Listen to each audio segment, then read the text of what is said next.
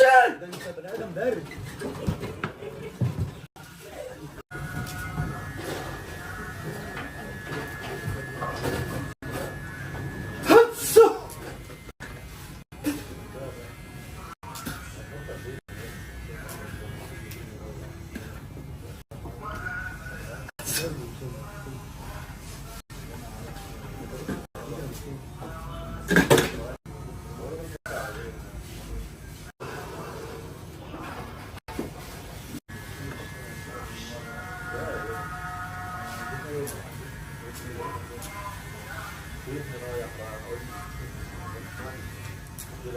هاتسي